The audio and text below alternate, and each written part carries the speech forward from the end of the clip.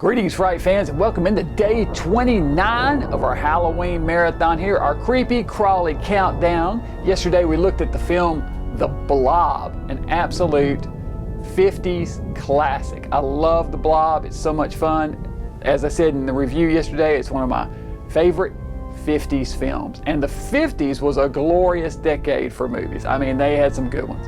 This is right up at the top. I love it. All right, well, we're going to check out today's movie and see what we get. All right, there we go. Reach in there and see what we're going to find. Tonight's movie is a much newer entry. Tonight we're going to look at some Guillermo del Toro with Mimic. A strange new disease called Strickler's disease is running rampant in New York City, causing a rash of child deaths. Learning that the disease is being spread by cockroaches, the CDC asks for the help of Dr. Susan Tyler, played by Mira Sorvino, an epidemiologist who has a radical approach to the threat. She breeds a new species called the Judas breed, a combination of termite and mantis that emits a secretion that kills the cockroaches on contact.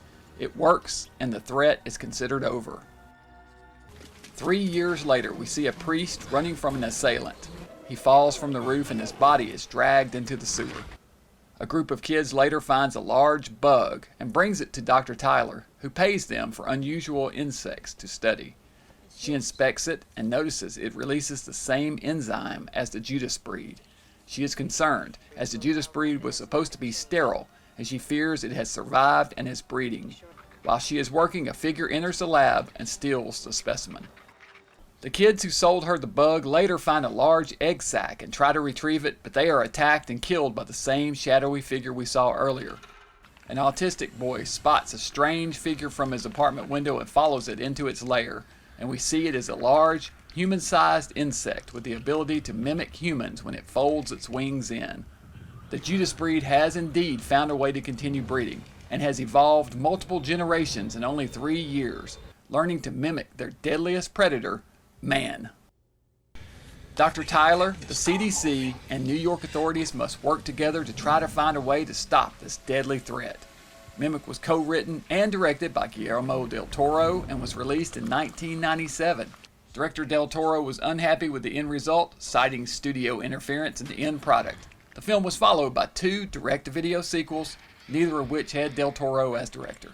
Yeah, so I was never a big fan of Mimic when it first came out. I watched it and thought it was okay. It's one of my least favorite del Toro movies, but it is a creepy, crawly film, so yeah, there is that. I think even del Toro himself was disappointed with the way this one came out. I think that it had a lot of studio interference, and he put out a director's cut where he tried to fix some of the issues that he had with it, but I don't think it was ever what he intended it to be. But it's still worth watching. I know it certainly has its fans, and there are some sequels out there, like I said. So yeah, I've never watched any of those. Let me know if you have, if it's worth watching.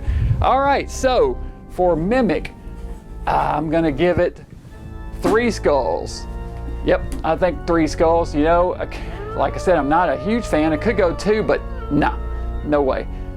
This is definitely better than Monster from Green Hill, and that's a 2-skull movie. So yeah, 3 for Mimic. All right, Fright fans, that's it for tonight. Be sure and join me back here tomorrow night. We'll keep this creepy, crawly countdown rolling. Until then, this is Dr. Gangrene saying, stay mad.